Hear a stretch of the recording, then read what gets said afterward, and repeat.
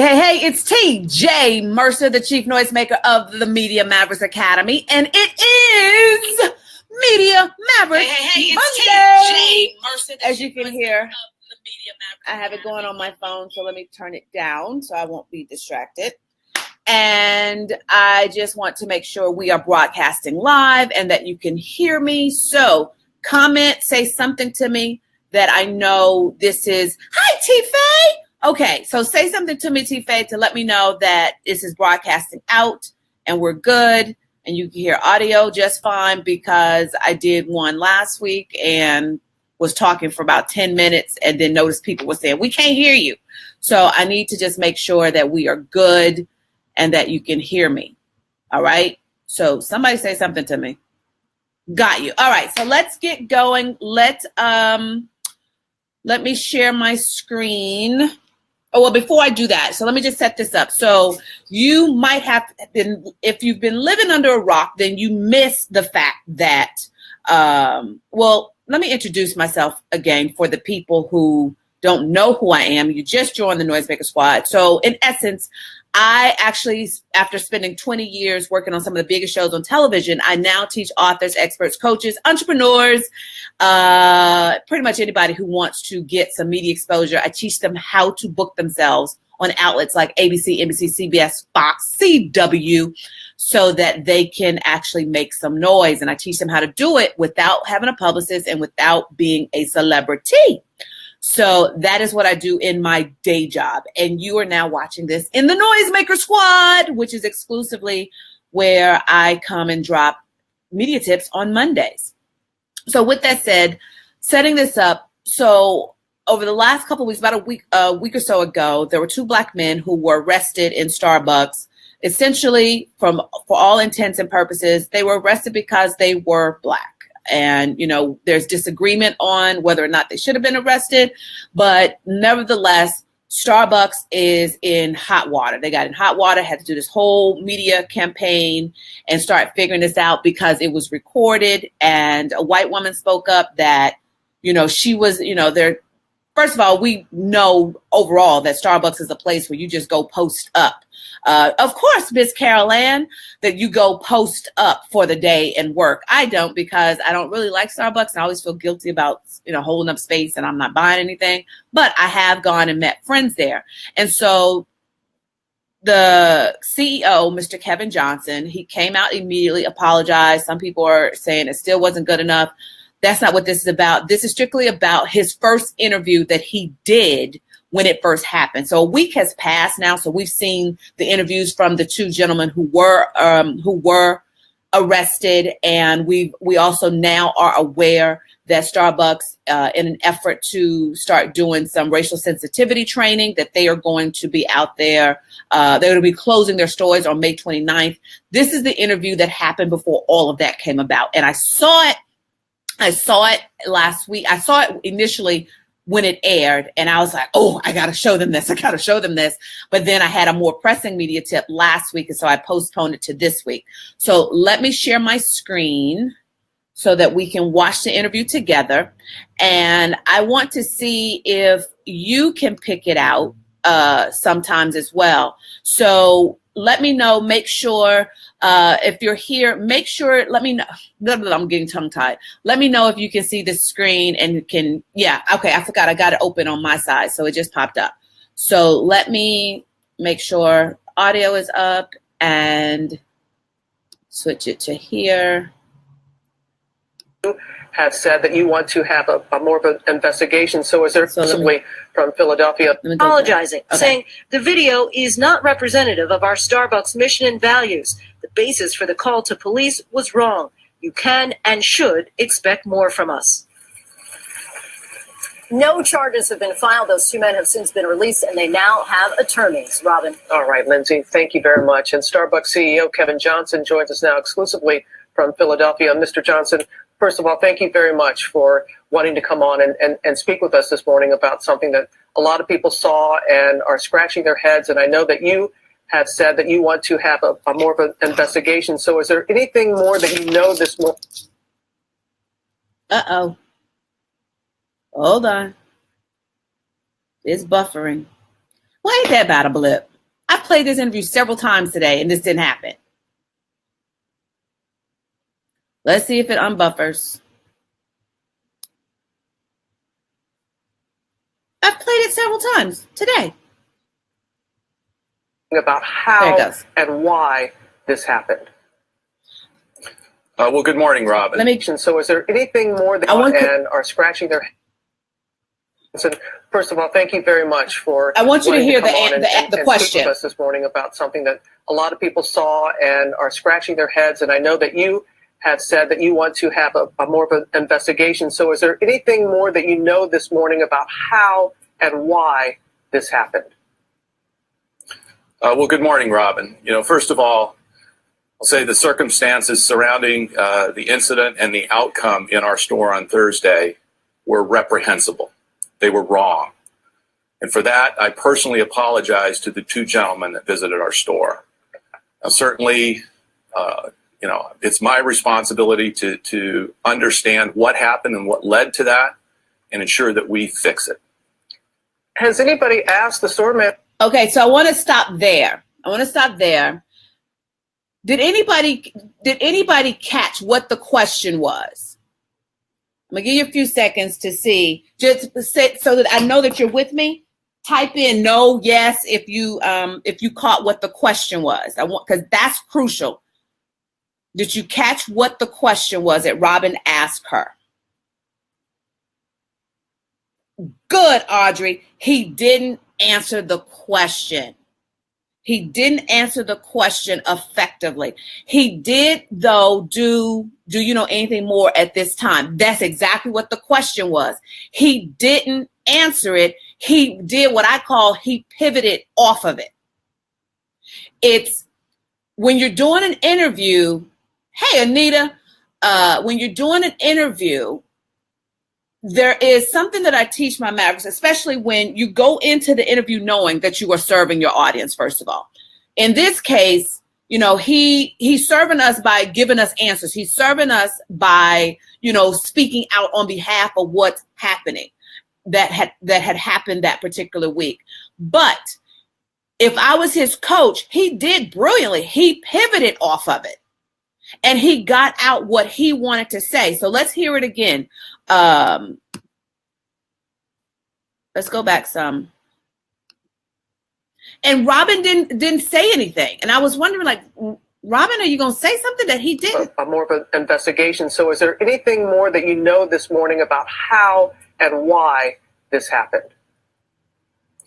Well, good morning, Robin. First of all, I'll say what is good there is good morning, Robin, first of all. I like that because now he's setting, hold on, sorry, because I'm kind of sitting in my doorway of my porch because I like the fresh air. So now you got to hear the helicopter going over. First of all, it's like circumstances surrounding the incident and the outcome in our store on Thursday were reprehensible. He immediately jumped into what he wanted to talk about. So when you're with a host, and sometimes I've had experiences with the host that something I've said to them triggers them being curious and want to ask a question that has nothing to do with what I'm there to talk about. And if I let them, we would end up down a rabbit hole and I wouldn't actually serve the audience. So what he did, though, was it can be irritating, but it was on for me, it was on Robin that she didn't kind of pin him down. But he started out with, first of all, let me just say. So he already right there, a media wannabe goes into an interview not having a strategy, but a media maverick knows how to take control of the conversation respectfully. Because you see, he said, good morning, Robin. Take control of the situation respectfully, but still get your talking points across. So let's listen to the answer again. Wrong. And for that, he immediately comes out the gate. First of all, we were wrong. Love that. The ownership of it. He's kind of almost what's the word I'm looking for? De-escalating, but that's not really the word I'm looking for. But you understand what I'm saying? I can't think of it. You know what I'm trying to say. But he's kind of bringing it down and still respectfully taking control of the interview. Personally apologize to the two gentlemen that visited our store. Now, certainly, it's my responsibility to understand what happened and what led to that and ensure that disarming. Thank you. That's what I meant. Has anybody asked the store manager, why did they do this? I mean, we were talking amongst ourselves. People, you see them in Starbucks all the time conducting business meetings. They're not buying any products. And even when we saw in the piece when the woman said that she had been there too, has anybody asked her why these particular men did she feel compelled to call the police? Okay, you got the question? What was the question? Has she said why? Has she said why the police were called, right? Let's hear his answer. Well, Robin, certainly with 28,000 stores around the world, different regions put in some slightly different guidelines in how they handle certain situations. In sort of reviewing this case, the guidelines that they had in place indicated a certain set of scenarios in which the police were to be called. Now, there are some scenarios where the police should be called. If there's threats or disturbance, those may be appropriate times. In this case, none of that occurred. It was completely inappropriate to engage the police. And so clearly there's an opportunity for us to provide clarity. And in addition to that, I'd say there's training, more training that we're going to do with our store managers, not only around the guidelines, but training around unconscious bias. What happened to those two gentlemen was wrong. Because you... Okay, so what do y'all think? What do y'all think? Before I say what I'm going to say, what do you think?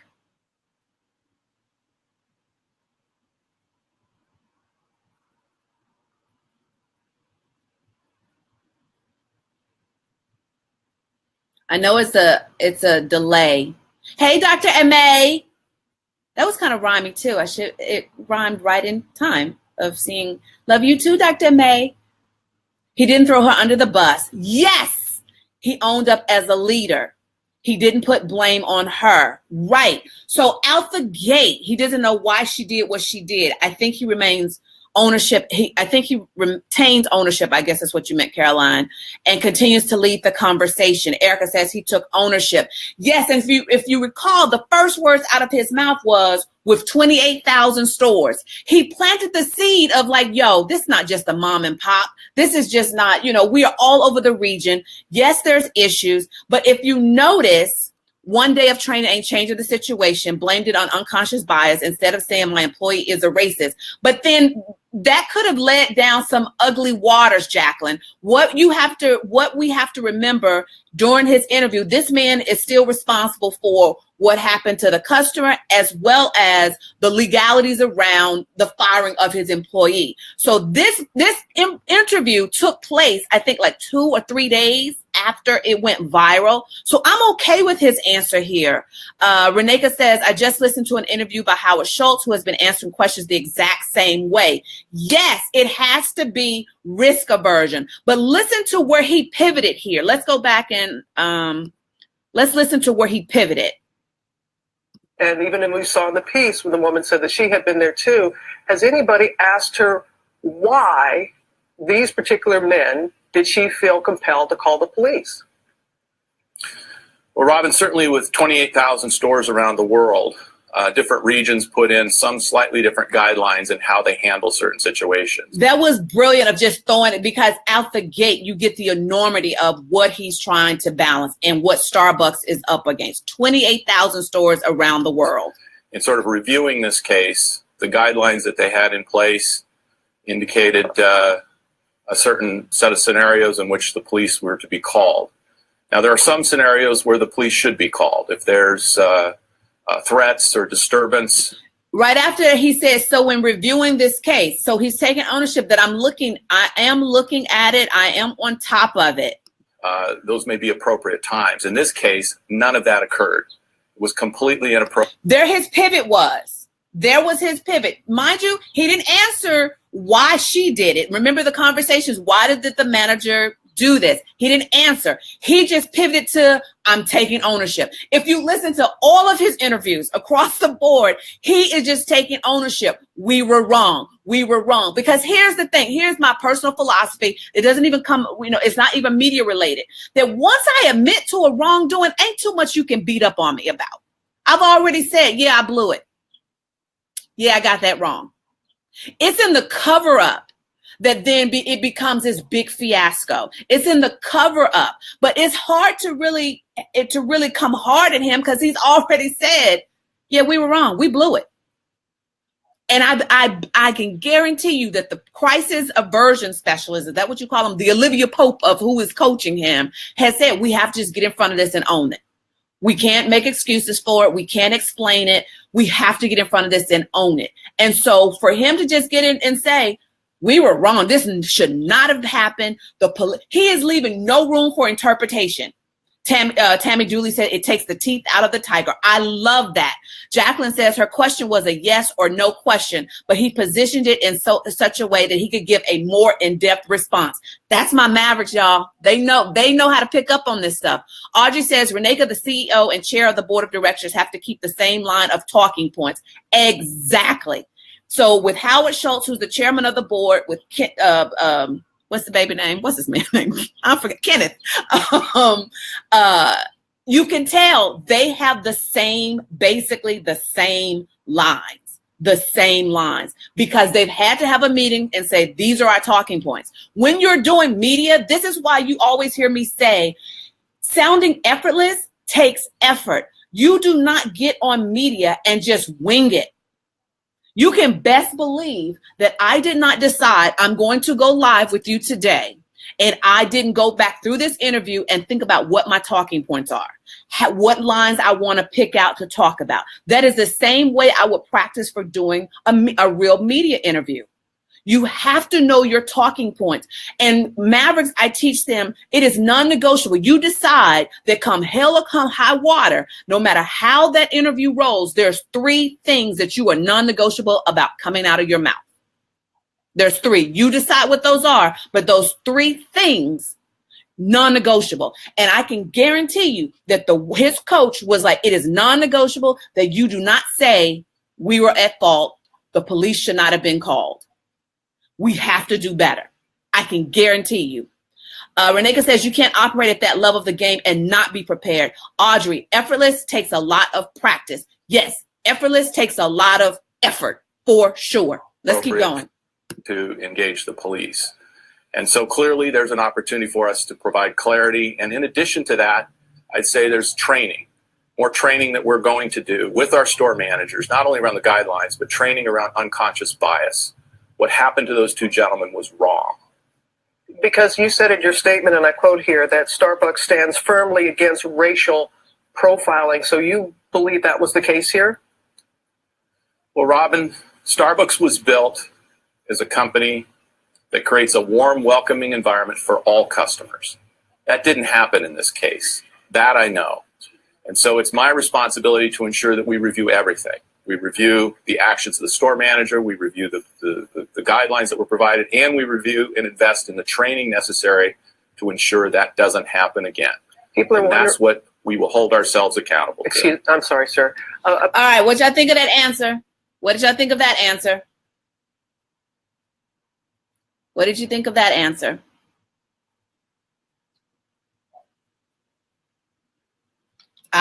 You catching it? He pivoted again. What was the question? She said, you said Starbucks stands against racial profiling. Do you believe that was the case here? He pivoted. He pivoted right off of that. And the other thing I want you to pick up is, what's the first thing that came out of his mouth? Let's go back. Well, Robin, Starbucks was built against racial profiling guidelines, but training around unconscious bias. What happened to those 2 gentlemen was wrong. Because you said in your statement, and I quote here, that Starbucks stands firmly against racial profiling. So you believe that was the case here? Well, Robin, Starbucks was built as a company. All right, Maverick should actually recognize this. First thing out of his mouth was, well, Robin, he's making it personal. He's making it a conversation. A media wannabe goes to do an interview. A media maverick has a conversation. So he's making it conversation. When I'm talking to, if I'm talking to Audrey, occasionally I'll be like, but Audrey, look what I'm trying to say. Or, Dr. Allie, look, wait a minute. But Jacqueline, hold up. Consider this, Jacqueline. Well, Jacqueline, he starts out, he's keeping it conversational. So I'm engaged in what he's talking about. So he's not really necessarily this very stoic, person, but he goes right back to pivoting to what the benefits of Starbucks. Like I'm going to own up to this mistake, but what y'all ain't going to do is have me tear down my company. That's what you ain't going to do. That's what I see out of his answer here. Yes, I'm going to own up to it. It's wrong. I'm going to own up to we blew it. But what you ain't going to do is not going to have me sitting here telling you everything that's wrong about Starbucks. Let me tell you what we do stand for. It creates a warm, welcoming environment for all customers. That didn't happen in this case. That I know.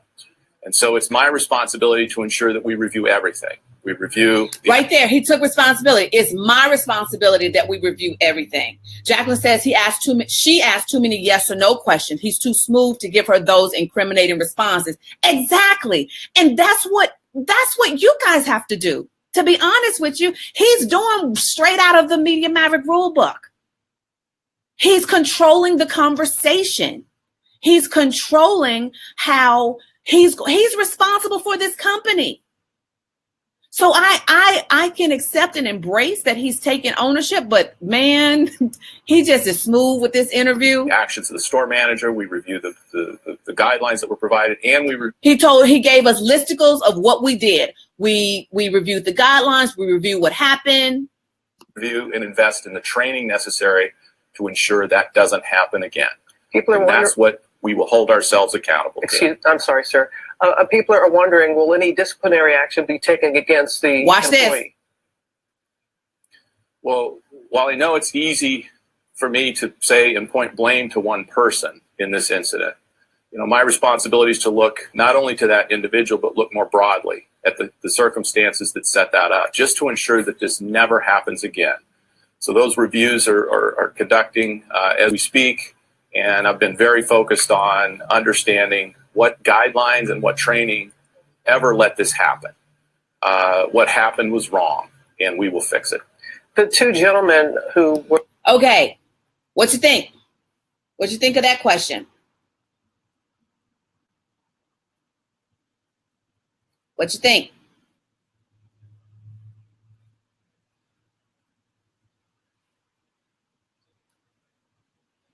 Projects forwards and solution. Yes, Dr. Alley.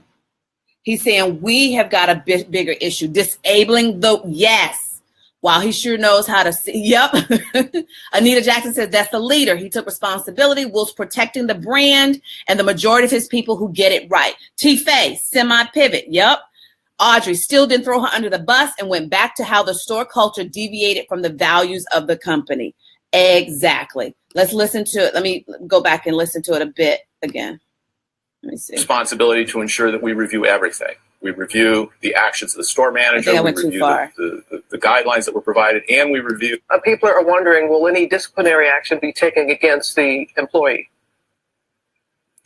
Well, while I know it's easy for me to say. Here's what I liked about that answer, because once again, he did answer the question, because it was a simple yes or no. Is action going to be taken? He was, yes, it's already been handled. No, it's under review. However, he explained what I said earlier. He explained that it's just not as simple. It's just not as simple as him firing her. It's 28,000 stores. There's employment law all across the board. And he knows at this point, he knows a lawsuit is coming from the two brothers who got arrested. He knows it. That's a given. However, he needs to manage the exposure of, if he doesn't handle this employee right, is it going to be a lawsuit based on his actions towards her? So wait, let me go back. What are you guys saying? Erica says, well, I think he believes that there's something that this manager was taught to think it was okay to call the police in the situation. Carol Ann says he will not allow problem to be anyone but his own. Got to give him points on that. Anita, he's given a response not just to this situation, but anything that may come up. Y'all getting it. Tammy says he's not addressing the negative. He's putting forth positive outlook on the situation. Yes, if you just listen to this, only thing he's going to take responsibility for is we were wrong. They shouldn't have been called. Now, let me just tell you, let me speak positive about Starbucks. Anita says, yep, he's preparing for the defense narrative. Reneka, man, she was off her interview game as well. That's what I'm saying. She did not come back with, but sir, what has happened to the employee? She never nailed him down. I don't know if it's because they had only given, it could be a lot of reasons why she could not have been. And let me pause there for a minute, because you never know what the criteria was. Because if you go back to the beginning of this, in the intro, she says an exclusive. So I'm not saying this happened, okay? I'm not saying this has happened. I'm just saying, me knowing the background, and T-Faye, you can attest to this because you worked in television too, but me knowing the background, exclusivity could have come with strings. You got 4 minutes. You got 5 minutes with him, because they know we're not going to give you a lot of time to hammer him. So if GMA wants to maintain exclusivity, yes, I'm bet you in that. I'm bet you in. You know, I make up words. I bet you this is probably what happened. His handlers in an agreement. GMA has to respect the exclusivity guidelines that they put in place. So she has to decide, okay, am I going to try to get as many questions in as possible? Or am I going to actually drill down and try to pin him down to get him to answer, go hard on him to try to get him to answer answer a question more deeply, and not let him get away with pivoting off of this. So there could be a whole bunch of reasons as to why Robin didn't go in this direction. I believe she leaned towards, let me get as many questions answered as possible, because because they're competing against the Today Show. They're competing against CBS Morning. They got exclusivity to him first. I believe this is the first place he spoke across all media. He spoke, I know I talked about last week about the NPR interview. But this is the first place I heard him across all media. And when you're in media, you want to be the first to pounce. So that could be why, she's not going hard. Jacqueline says he gives the company line explanations rather than black or white. Yes, no, yup. Reneka says, I believe he's covering his butt all the way around. Employees, managers, the men, hell, even the homeless down the corner. Anita says they likely control the scope of questions. More than likely they did. Reneka says, yep, that's a good point, Sunshine. There may be have an agreement on what could and couldn't be covered. And I'm not saying it's an agreement that's written in writing. It could be an agreement that's just understood. Hey, we're going to give you exclusivity. If you want, when we do something else, you may want to make sure y'all don't piss us off, because and that's the beauty about media, guys. Media needs us as much as what am I trying to say? Media needs us as much as we need the media. There's a whole bunch of content that needs to be filled. There's not a scandal happen unless you count President Trump. He's always doing something, but normally there's not a scandal that's dominating the news cycle every day. So there's lots of time they need to fill. So we have to be there in position to serve them. Okay. Let's see. And point blame to one person in this incident. My responsibility is to look not only to that individual, but look more broadly at the circumstances that set that up, just to ensure that this never happens again. I love that he was like, listen, guys, I can't just focus on this particular incident. I got to look at the broad aspect of it.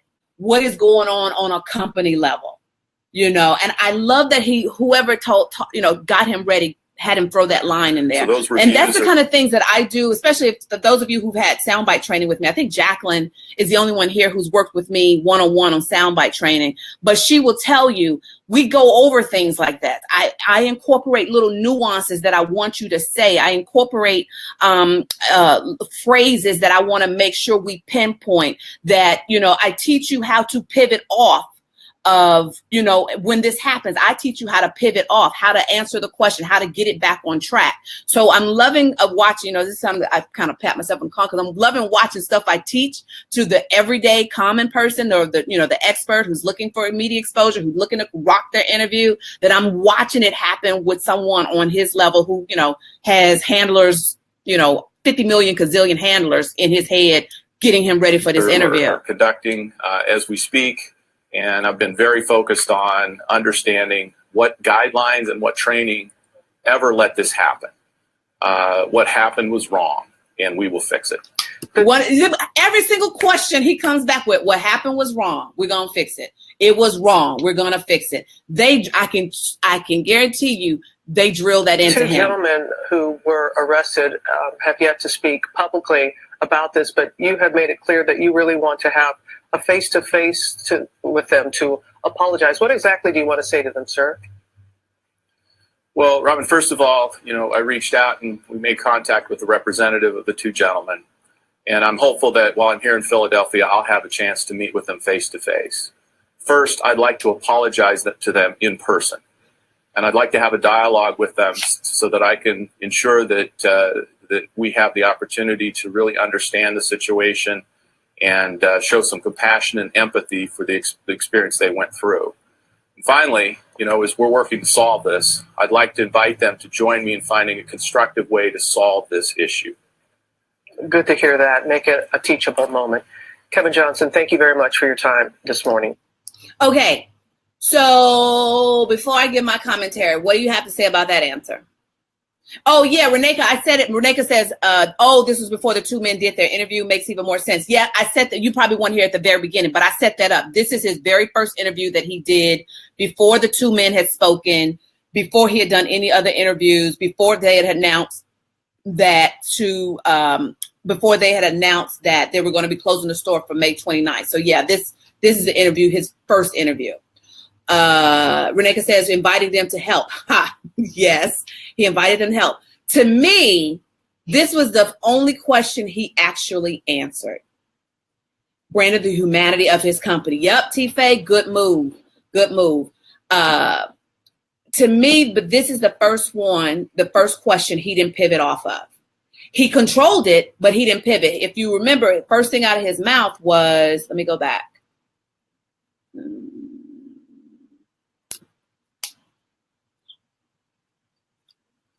Said have yet to speak publicly about this, but you have made it clear that you really want to have a face-to-face with them to apologize. What exactly do you want to say to them, sir? Well, Robin, first of all, I reached out and we made contact with the representative of the two gentlemen. First thing out of his mouth, well, Robin, first of all, he brought back in her name. First of all, we reached out. Let me tell you the positive of what we did before I answer what I want to say to the gentleman. We're already on top of this. We've already reached out. I think that was a good move. Letitia says, reminds me of what my mama used to say, don't be a part of the problem, be a part of the solution. So asking them to help creates a partnership. Yep, I agree, Tish. And I'm hopeful that while I'm here in Philadelphia, I'll have a chance to meet with them face to face. First, I'd like to apologize to them in person. And I'd like to have a dialogue with them so that I can ensure that that we have the opportunity to really understand the situation and show some compassion and empathy for the experience they went through. And finally, as we're working to solve this, I'd like to invite them to join me in finding a constructive way to solve this issue. Good thing. Very good. So she asked 5 questions. And in my opinion, he did amazing.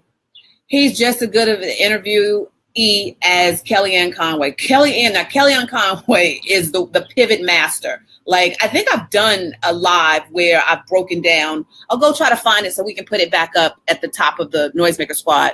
But she's brilliant. You can say what you think, what you want about her, but she is brilliant. She knows how to control an interview. Tammy says, after opening up with how large of a company Starbucks is, he is showing a human side. Everybody loves compassion and empathy. Anita says he did his job. Jacqueline says compassion and empathy. Partner with us. Can we all just get along? Listen, this wasn't about, also guys, this was not about whether you agree, disagree. This was about you looking at how the pivot. I wanted you to kind of see the pivot in motion, the pivot in action. And I think this was an excellent, excellent example of, hi, Stacy. Well, we're wrapping up, Pumpkin. I'm glad to see you. Kendra says, I appreciate the way he continues to humanize his responses. Exactly. It is a conversation. So when you're doing interviews, guys, think about, I tell my Mavericks all the time, when you're doing an interview, you are not an expert doing an interview. You are Kenta, you are Stacy, you are Jacqueline, you are T-Fay, you are Tammy, who happens to be an expert in X, Y, and Z. you're still going to have the conversation. Your personality is still going to show. Of course, you know, if your expertise is in a somber subject as like child abuse or domestic violence. But even when I talk about domestic violence in my own experience, okay, Felicia, good to see you, Pumpkin. Bye. I've interviewed thousands. He was masterful. Yes, Anita. But I'm always going to show up in full-blown TJ mode.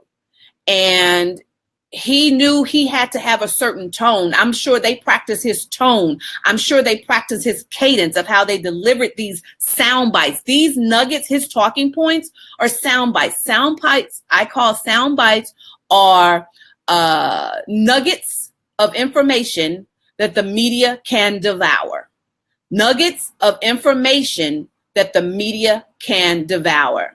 Jacqueline says it behooves them to get ahead and stay ahead. Their billion-dollar brand is at stake. This is huge. Yes, but he got ahead of it. He pivoted brilliantly on every single question. And I think this was just a beast interview that you can learn a lot about. And don't forget that your personality does not leave the building when you're doing these interviews. Please, please, please. That's the one thing when I drill on sound bites. Your personality does not leave the building. Hey, Dr. Robert Watkins. Yes, I'm always in full-blown mode. Reneka says, I'm sure they have an ongoing soundbite training. Yep, I bet they said they look homely. Is that a word? Hashtag be humble. If you look at his face, he has a look of, I'm sorry. Yes. T-Face says soundbites equals nuggets of information that the media can devour. It is just bullet points that you have practiced and you have practiced and you have practiced and you have practiced some more. And again, it goes back to sounding effortless, takes a lot of effort. So I expect you to actually, when you start doing interviews, I don't want to see, that's the one thing my clients will know that irritates me to no end, that if I see your personality has left the building, we're going to fight. We are going to fight. All right, so that is today's Media Maverick Monday tip. I hope it was helpful. It was a little longer. She said my name. Yes, Robert Watkins, I said your name. What, was I supposed to not say your name or what? I hope it was helpful. I hope it was beneficial. And I hope to see you guys doing interviews like this and you activating and using the pivot that I've taught you. And if you need some TJ in your life, start by going to www.mediamavericks.tv/B12. That's a B12 shot of TJ. That's a 20-minute laser focused session with moi. And we will get you going. So somebody post that for Reneka, will you post that in the chat for me so that it will be there for people to just be able to click on as I count it down in 10, 9, 8, 7, 6, 5. Don't forget, leave notes on this thread for things that you want me to talk about on Media Maverick Monday. I've gotten 2 questions that I'm going to cover in the next couple of weeks. But guys, listen, the only way I can serve you is if you tell me what you need. Because I've been in the game for a long time in this aspect. So this stuff is second nature to me. Some of the stuff Reneka has to actually pull out of me and go, Sunshine, you need to go talk about this. I need your help. I need your help. Thanks, T-Faye. Excellent review. Thank you. You're more than welcome. I need your help in serving you because sometimes I think it's not big enough. It's not important so that I don't necessarily won't realize that this is an important thing to do because I almost halfway didn't do this one. So if you have any questions of what you want me to address in upcoming Media Maverick Mondays, please, please, please let me know so I can serve you. All right. That's it. 2. Where was I? 3, 2, 1. Night, guys. I have to figure out how to stop this now. Wait. Okay, there we go. Anita says you have me approaching interviews differently. Yay! Okay, bye.